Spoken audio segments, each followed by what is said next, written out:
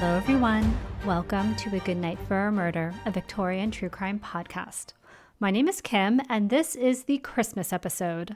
Nothing says holly and jolly like the Victorian macabre after all.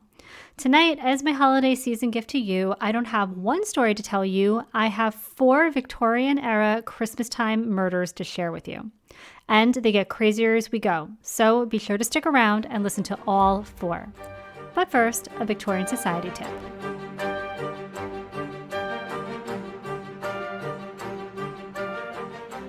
Tonight's Victorian Society tip is about Victorian Christmas traditions. Let's talk about Christmas trees first, because I'm sure many of you have had yours up since November. What we call Christmas trees actually originated with the Roman festival of Saturnalia. Saturnalia celebrates the winter solstice, which usually falls around the 21st of December, and the Roman god of time and agriculture, Saturn. The evergreen branches served as a reminder of spring, as after the winter solstice, the sun will start to stay up a little bit longer each day. Bringing evergreens into the home is rooted in German tradition, and they are credited with bringing the custom with them to America. It did not become widespread, however, until the royals jumped on board. Around 1840, German-born Prince Albert, husband of Queen Victoria, introduced Christmas trees to the royal palace. After this, Christmas trees became very popular with the upper classes. They were usually decorated with lit candles, homemade decorations, sweets, fruit, and small unwrapped gifts. Speaking of gifts, did Victorians believe in Santa? The only thing I can say with confidence is yes, they did. But how the tradition emerged could be an entire podcast in itself. A very simplified history of events dates back to the tale of Father Christmas, with English roots in the celebration of the winter solstice, also known as the pagan festival of Yule, and stories of St. Nicholas or Sinterklaas that emerged via Dutch settlers to America in the 17th century. The lore of St. Nicholas traveled back across the pond to the UK, where it merged with tales of Father Christmas. As the 19th century wore on, Victorians slowly molded Christmas into a time of celebration for family, children, charity, and religion, making Santa into the jolly, benevolent fellow we know today. Another Victorian Christmas tradition that took some time to find its way, so to speak, was that of Christmas cards. The very first Christmas card was introduced by a man named Sir Henry Cole, who was the first director of the Victoria and Albert Museum. Cole commissioned artist J.C. Horsley to design a festive scene for his seasonal greeting cards and had 1,000 of them printed. Be sure to check out Instagram or the episode blog on my website to see the card that started it all. Improvements to the printing process made buying and sending Christmas cards more affordable for everyone. Like most things, it was the wealthier classes that jumped on the tradition first. Early Christmas cards looked much like the already popular Valentines, with elaborate paper lace borders, flowers, and angels. As advances in printing continued, introducing color printing, metallic inks, and die cutting, cards became even more available to all classes. The Postage Act of 1839 helped standardize British postage rates, and by October 1870, right before the holiday season, the British government introduced the halfpenny, making mail service affordable for nearly all levels of society. Similar changes would follow in America as well. This is when Christmas cards got sort of weird, though. If you don't know what I'm talking about, please check out my Instagram or TikTok and you'll see what I mean. Many designs were standard Christmas fare, but some were rather rude and rather dark. They showed things like dead birds, children being boiled, creepy half-human vegetables, and more. As to why, though, no one seems to have a good answer, at least not that I could find. One of my favorite explanations for why the Victorians did anything, though, is because they were weird and they were bored. Also, as a product of the times they were living in, their humor was just kind of dark. Think about any memes you've recently shared, and that might help you understand.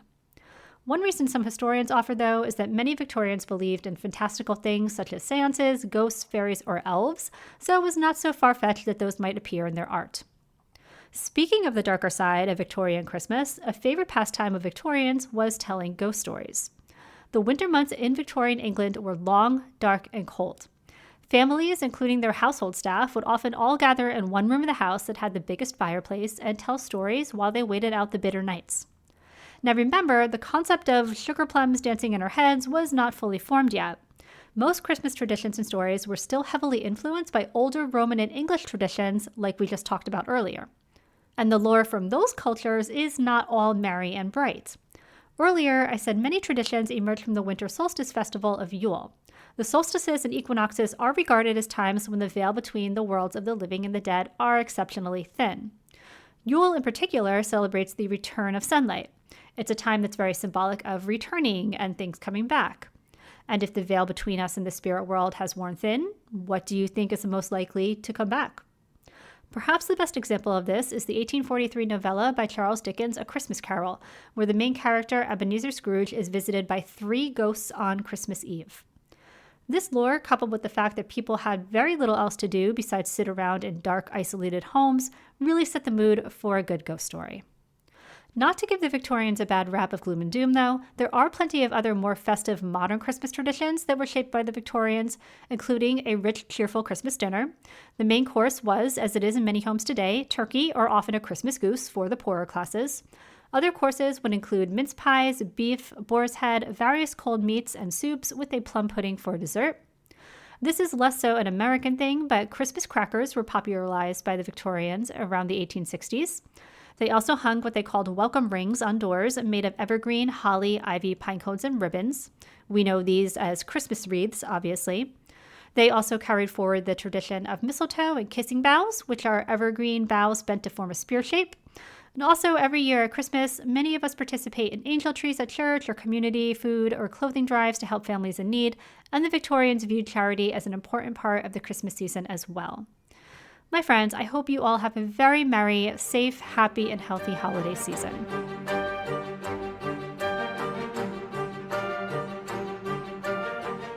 A Good Night for a Murder is a true crime podcast that does cover stories including death, violence, sexual assault, and other adult themes. Please take care while listening.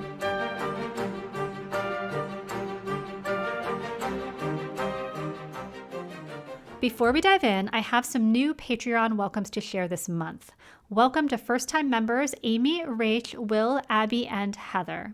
Thank you so much for supporting the podcast. I'm so glad you're here. If you're looking forward to tonight's episode of 4 Victorian Christmas true crime stories, let me tell you up front that the $3 a month Ladies Maid and Valet and $5 a month Housekeeper and Butler tier members are going to get to hear 3 more Victorian-era Christmastime murders on Patreon. And since it is the season of giving, I'm currently offering a 1-week free trial on both of those tiers for the month of December. Joining at either tier will get you access to the bonus content for tonight's episode, plus a back catalog of over 40 other bonus content episodes.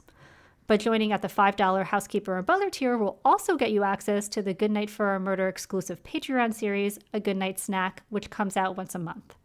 Both tiers also include things like stickers, shoutouts, and more, so please visit my website at agoodnightforamurder.com, where you can learn more about Patreon.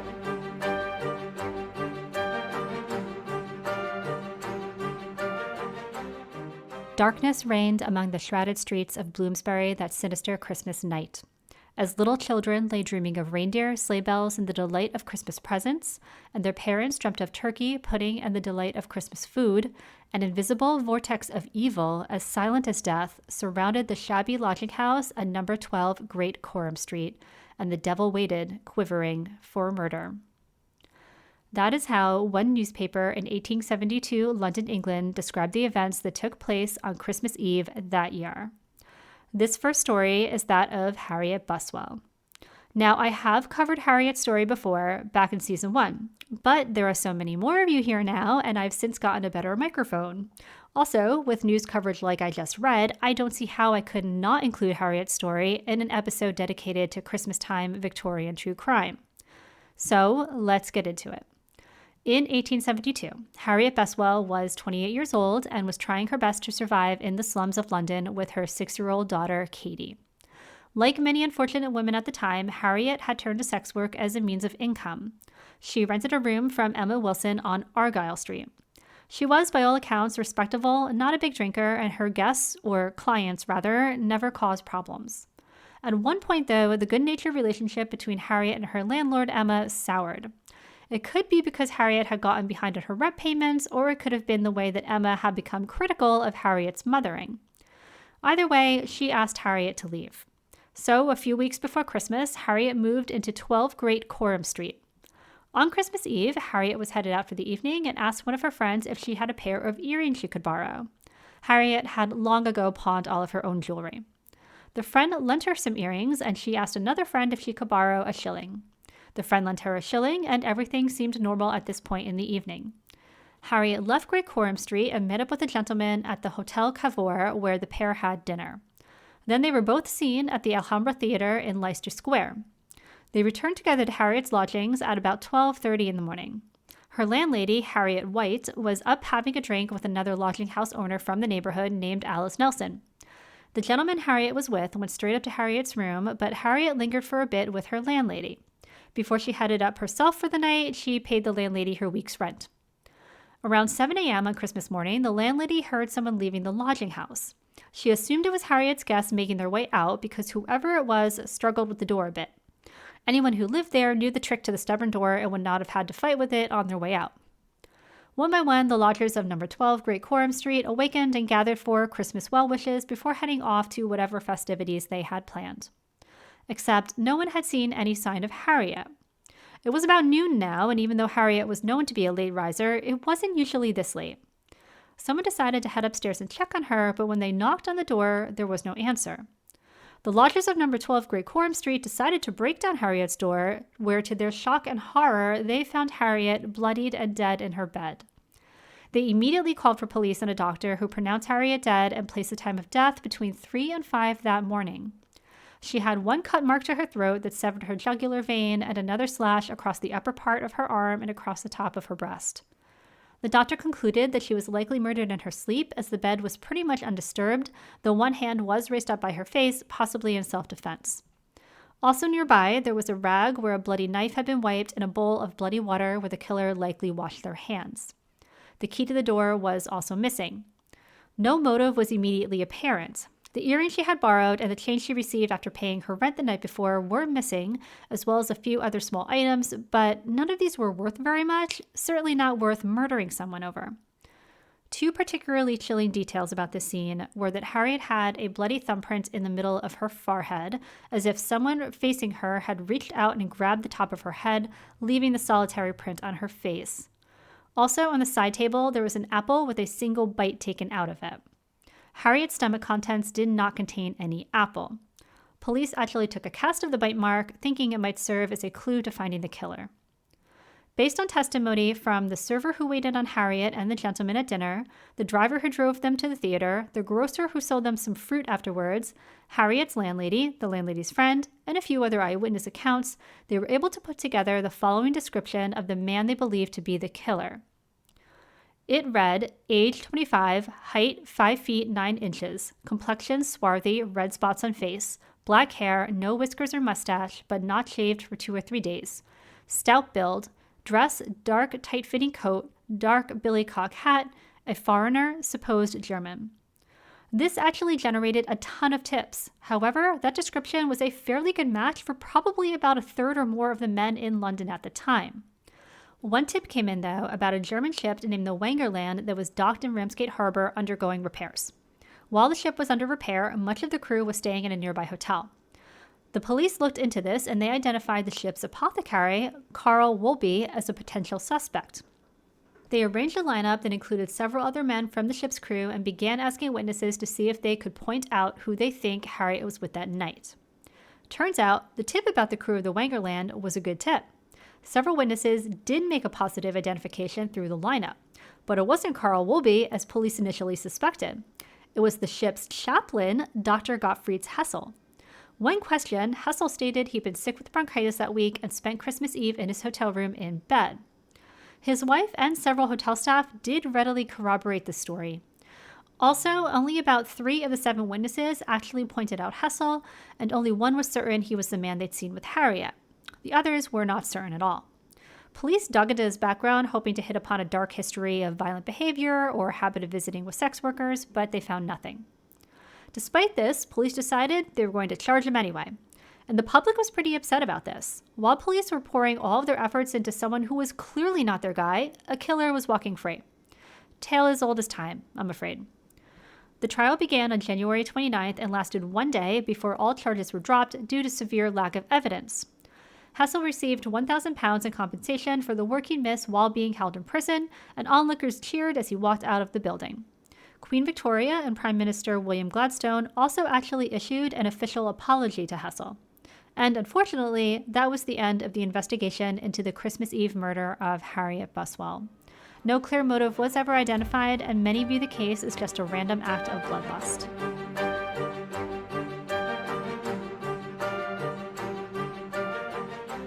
Our next story takes place in Victoria, British Columbia, Canada in 1890.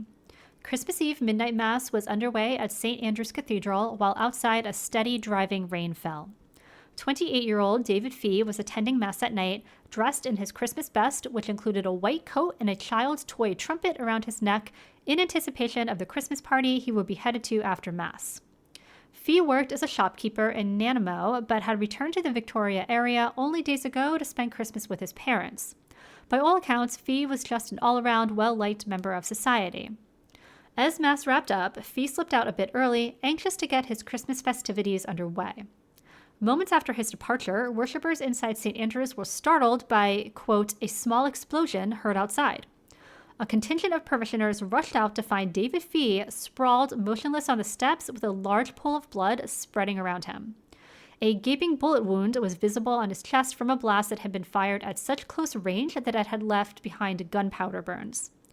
Bystanders carried Fee to the house where he planned to attend the Christmas party. He died there a short while later that night. Later on, due to the public nature of the crime, it was said to be the most attended funeral in Victoria, British Columbia's history. The Victoria police chief had been out St. Andrews that night, and as a result was quickly able to recover the murder weapon in a nearby abandoned house. Just before 2 a.m., a sleeping constable at the city's police barracks was shaken awake by a young man who said to him, "I am the man that shot a man tonight." Sources I used could not seem to agree on the name of this man turning himself in. News coverage from the time period called him Clarence Fillon. Other contemporary sources called him Lawrence Phelan or Lawrence Wellen. I don't know which is right, but this man, who we'll call Wellen, was a 33-year-old Irish construction worker. By Christmas morning, investigators had their man and the weapon, but the lack of motive was perplexing. One clue was provided by Fee's friend Frank Partridge, who had been outside the church with him that night. He said a man had suddenly rushed up to them and said, "I challenge you," then immediately fired at Fee. It also came out that this man, Wellen, had recently been angered by the foreman at his job. The foreman's name was Thomas Deasy. The story that was related was that while at work at what would become the site of St. Andrew's Cathedral today, a dispute arose over a flag flown there by Deasy. I'm going to be honest, I don't quite understand the particulars of who did what with flags, but the long and short of it is this. At the time, Ireland was wanting independence from Britain. Canada was still part of the British Empire. The crew working on the site were mostly Irish Americans. So it sounds like the two men had differing political views, which Wellen had made known to a number of people. Prosecutors put forth the theory that the shooting that night was a matter of mistaken identity. Wellen had been assigned to guard the new construction site that night and had plotted to shoot Deasy as an act of Irish nationalist terrorism. Deasy was said to have been known to frequently wear a white raincoat similar to what Fee had been wearing that Christmas Eve. Wellen, though, did not speak about any of that. His story was that he saw Fee and his friend walking past the cathedral, and they were cutting up and being very loud and disrespectful.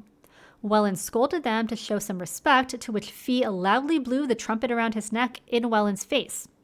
So Wellen raised his gun, and he shot him. But, Wellen said, "I fired a shot, but I am no murderer." He testified that to his knowledge, the gun was only loaded with blanks. The man who had given Wellen the shotgun confirmed yes, he did load the shotgun, and only with blanks. The lead slug found in David Fee's chest, though, said otherwise. Somehow, either intentionally or by accident, the gun was indeed loaded with real ammunition. Also, by every account, Wellen was very drunk at the time of the murder. A jury would ultimately decide that Wellen was more likely a reckless drunk than a terrorist, and because of this, he was convicted of manslaughter. Wellen's sentence was handed down by Matthew Bailey Begbie, who was known as the hanging judge of early British Columbia.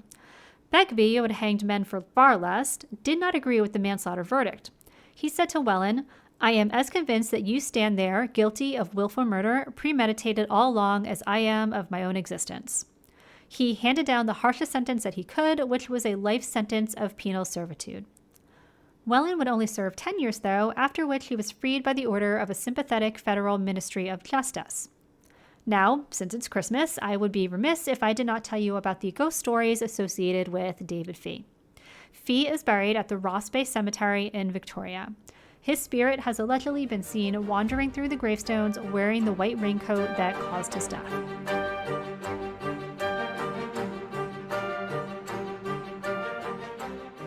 This third story is where things start to get particularly crazy and a little gruesome.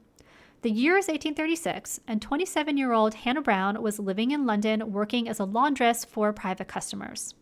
She had one sister and also a brother, though she and her brother did not speak. By all accounts, she was known to be a hard-working woman.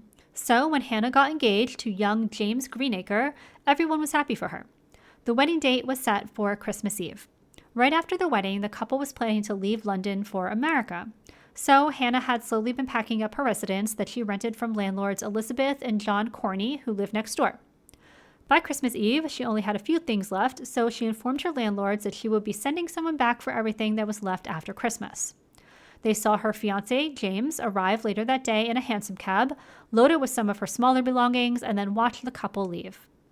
3 days after Christmas now, a man named James White, who I'm going to assume was a gardener, as he was said to be employed at the nearby plant nursery Pineapple Place, saw something unusual near the nursery on Edgware Road.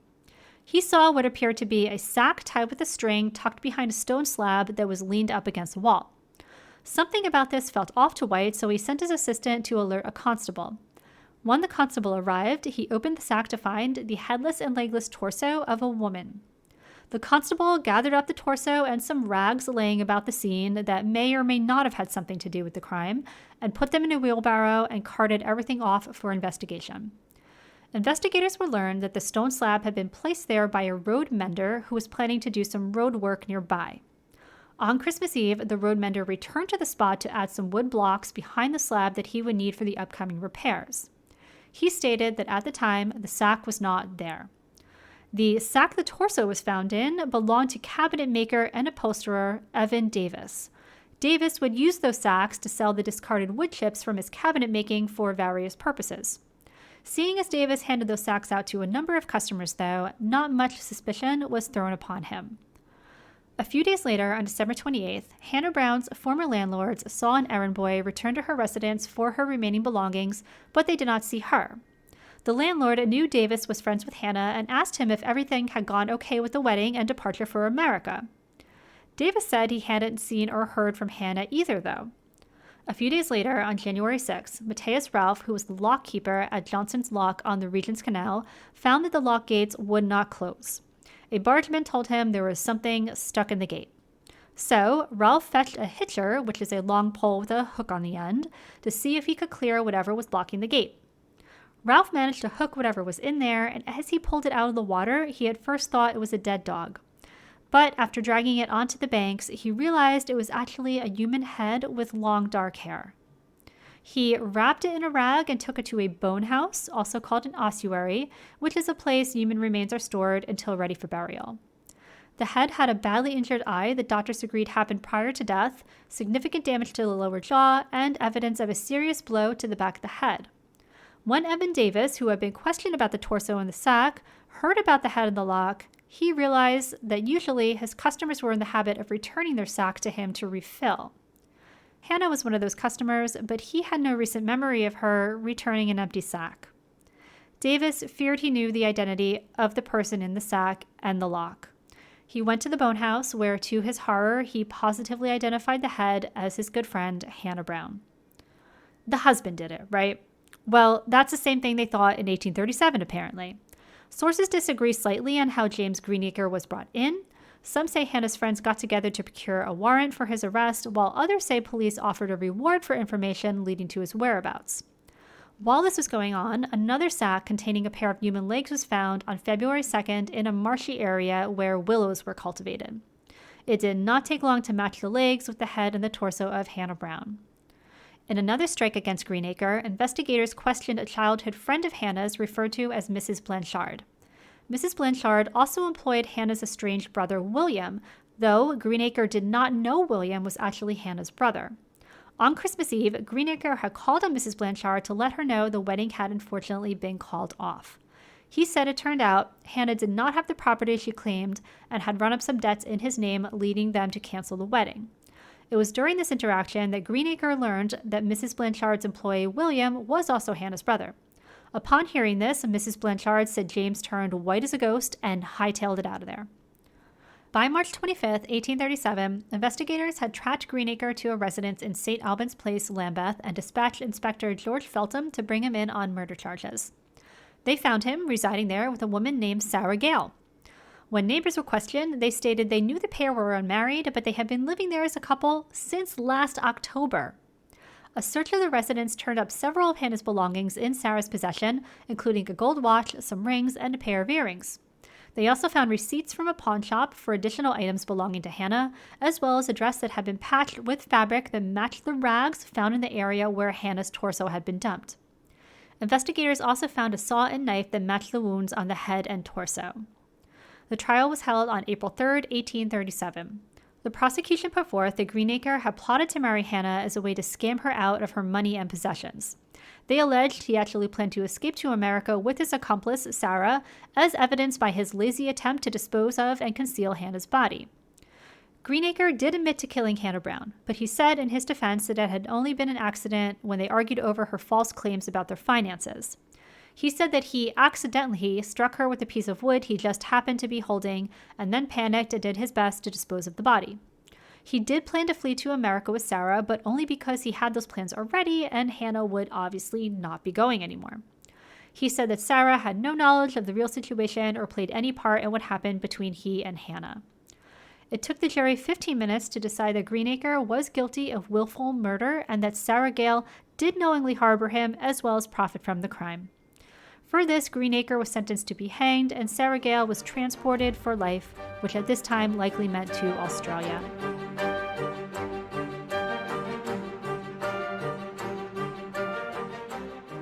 This last story takes us to Ashland, Kentucky in the U.S. in 1881.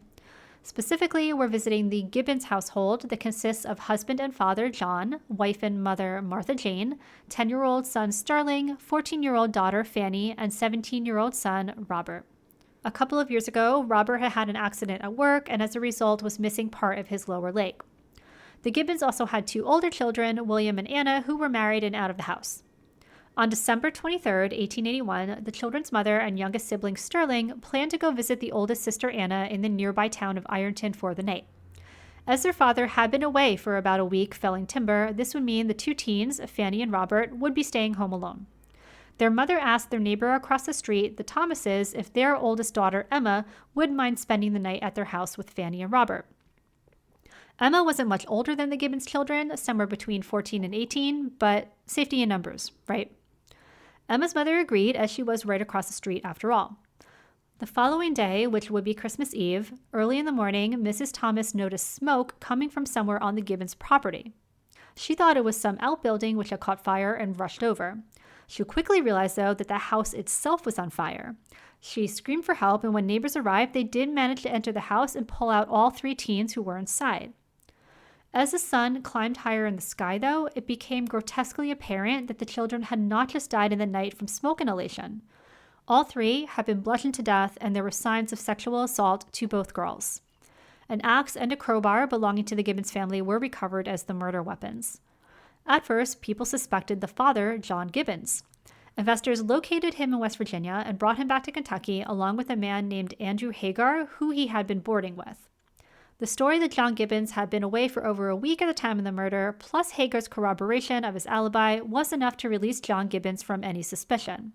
Not long after, word got out that a man named George Ellis, who worked at the local rolling mill making sheet metal, had hinted around that he knew something about the murders. Police brought Ellis in and said to him, "Tell us what you know." That was when Ellis immediately confessed that he had been compelled by two other men, William Neal and Ellis Craft, to break into the Gibbons' home and take part in their crimes the night of December 23rd. News coverage at the time described the three as all young men under 30. Ellis, the one who confessed, and Neal were said to be married and, quote, fairly respectable. Craft was described as having, quote, led a pretty wild life, drinking and carousing, and has been once engaged in a shooting affray, but is respectably connected. The story Ellis told was this. Neal and Craft had talked previously about Fanny Gibbons and Emma Thomas and made some sort of bet or goal, boasting that they would have sex with the two teenage girls before Christmas. Ellis said Craft and Neal threatened him at gunpoint to come to the Gibbons' home that night. The trio broke in through a window and encountered young Robert Gibbons, who they immediately struck down with an axe. Robert wouldn't have been much of a match for the three older men as it was, but remember, he was also disabled from a workplace accident years ago. Ellis said Neil forced him to hold Emma while he assaulted her, and then Neil beat her to death with a crowbar. Meanwhile, Kraft assaulted and killed Fanny. Then the two instructed Ellis to douse the scene in oil and light it on fire before they all fled. Ellis said he feared for his life if he did not comply with the other two men. Kraft and Neil were then arrested, and all three spent the night in jail. Events must have transpired overnight while the three men were housed together, because the next day, Ellis tried to recant his entire story. An examination was scheduled in the nearby town of Cattlesburg for 1 p.m. that afternoon. The entire town of Ashland shut down for citizens to attend the trial, and they were riled up. The atmosphere was tense but restrained, as the good people of Ashland were willing to wait for a court decision. It had better be the right decision, though, which in their eyes was swift, harsh justice for all three men. Seeing that they were very likely about to have a riot on their hands, police decided to move all three prisoners by boat to the town of Maysville, Kentucky, which is about 85 miles west of Cattlesburg. Once the crowd caught on, they were pissed. Why were they taking them away? They hadn't answered for their crimes yet. At that point, a group of citizens launched a steamboat in order to chase down the boat Ellis, Neil, and Kraft were on. When the boats both landed, it was discovered the prisoners were not on the boat, but removed to a different boat en route somehow. The people of Ashland approached the judge and said, "We just want to talk." They assured the judge no lynch mob would be formed, and all they wanted was to see justice done for the three children. On January 11th, the three men were brought back to Cattlesburg under military guard for their trials. The trial for William Neal for the murder of Emma Thomas would take place first on January 16. Though Neal had confessed, he entered a plea of not guilty. The trial lasted 8 days, after which the jury deliberated for only 18 minutes before delivering a verdict of guilty and calling for the death penalty. Ellis Kraft's trial would follow immediately after, with the same result. Again, the jury deliberated for less than 20 minutes before finding Kraft guilty and called for a death penalty. At the sentencing, both men declared their innocence, and the hanging was set for April 14, 1882. At that time, a date was also set in May for the trial of George Ellis on 3 counts of murder. In the following months, Ellis would change his story again, saying that he and 2 African-American men had committed the crimes and that Neal and Kraft were innocent. A coat belonging to Neal that was smeared with blood was later found at the crime scene and entered into evidence for Ellis's trial. After this, Ellis tried to plead insanity. This is so curious to me. I mean, he was the first to confess, gave up Neal and Kraft, recanted, confessed again, but said Neal and Kraft were innocent after they were already convicted, then said, actually, I'm just insane. I can't help but feel there must be so much more to the story here, but the only people who know the whole truth can't tell us, so we'll just do our best to try and follow along. Hang on, though, because the story is about to get even wilder. On April 10th, days before Neal and Kraft's execution, their case was appealed based on a technicality and the instructions of the judge to the jury. It was decided that the case would be retried, but no date was set at that time. Neal and Kraft, having escaped the gallows for the time being, decided it was now or never, and on May 22nd, along with several other prisoners, attempted to break out of jail. Their attempt was unsuccessful and only served to further enrage the townspeople hungry for justice for Robert, Fanny, and Emma. How many times were officials going to almost let these criminals slip through their fingers? A few days later, the trial for George Ellis went forth, where they ended up charging him only for the murder of Robert Gibbons. For Ellis, the jury deliberated nearly a full day before handing down their verdict of guilty with a sentence of life imprisonment. This was not well received by the people of Ashland. They wanted to see all 3 of the men hung, and like yesterday. 3 days later, just before midnight, a mob of masked men numbering somewhere between 18 and 40 hijacked a train bound for Cattlesburg, where Ellis was being held, broke into the jail, and kidnapped George Ellis. They brought him back to Ashland to a large sycamore tree, where they asked him one last time, did he murder those children? Ellis said yes, he, Neal, and Kraft were all guilty, and they did deserve to die. The mob lynched Ellis on the tree, then left his body until the following afternoon. After this, Neal and Kraft were placed under protection of the state militia. A new trial date for Neal and Kraft was set for October of that year. Then, a change of venue was requested and granted for the safety of everyone involved. The trial would be held in Carter County, and as such, the trial date had to be punted further out to February of the following year. much to the dismay of the citizens of Ashland. Neal and Kraft were to be escorted by armed soldiers back to Lexington, Kentucky to await the trial.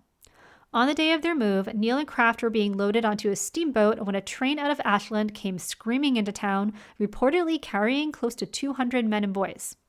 Leaders of the mob came before the armed guard of the prisoners and demanded they turn them over to them, but the boat managed to depart before any of the mob could board. The intention was for the steamboat to carry the prisoners and their guard to Maysville, then travel by foot to Lexington. But to do so, the boat had to pass through Ashland first. Steamboat travel, however, is not fast, and by the time the boat had reached Ashland, much of the mob had made it back there and was waiting for them on the banks. What's more, the mob had grown to include much of the rest of the townspeople, including a number of women and children. A group of 18 men launched a ferry to intercept the steamboat, and that was when the first shots were fired. No one can say who was the first to fire, but the well-armed soldiers unloaded over 1,500 shots in all directions, including at the riverbanks, leaving many dead and seriously injured. The steamboat managed to carry on to Maysville and land there safely, leaving chaos in its wake. There would be an inquest into the events that day, and the use of force by the soldiers would be found to be justifiable. Neal and Kraft would go on to stand trial again, but both would, again, be convicted of first-degree murder and sentenced to death. Ellis Kraft was hanged on October 12, 1883 in Grayson, Kentucky, where it was, quote, witnessed by a large and festive crowd. Kraft professed innocence to the end. William Neal was also hanged in Grayson on March 27, 1885. His last words were also to profess his innocence. And that is the end of our Victorian True Crime Christmas episode. Unless you're a lady's maid and valet or housekeeper and butler tier member on Patreon, then there are 3 more cases of Victorian-era Christmastime murder ready and waiting for you right now. Remember, there's also a 7-day free trial available for both tiers, so please visit my website at agoodnightforamurder.com, where you can subscribe to Patreon and learn more about the podcast. There is also a short preview of this Patreon bonus content if you listen through the outro music of this episode. So far as these stories I just shared, if you head over to Instagram, TikTok, or YouTube at A Good Night for a Murder, you can let me know what you thought of this episode and also see some photos. You can also see the photos and source links for this episode on the episode blog on my website at agoodnightforamurder.com. Also be sure to follow me on Instagram, TikTok, or YouTube at A Good Night for a Murder. Please rate and review and share with friends. Happy holidays. Thank you for listening, and I will talk to you again soon.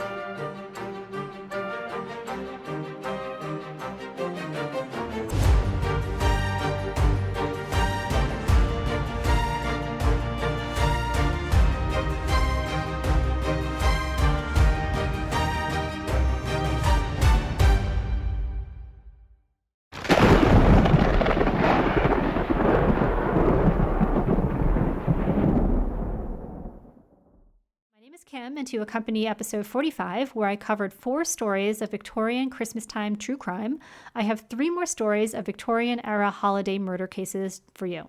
The first story is of Rose Mylett. Born Catherine Mylett in 1859, Rose had been married at some point in her life, but had since split from her husband, and by 1888, when she was 29 years old, she was living in London while her 8-year-old daughter attended school in Sutton. The past couple of years, Rose had been living at different lodging houses, moving around from time to time. Rose was of the poorest members of London's residents, and it's been noted that she had a habit of drinking and also used sex work as a means of income. Now, as many fans of historical true crime know, 1888 London is not a good time or place to be a woman trying to make it on her own, particularly as the Christmas holiday approached in December, as the past 4 months had seen a string of brutal assaults against women attributed to Jack the Ripper. Beginning back in August, there had been attacks on 5 women, the most recent having been committed on November 9th.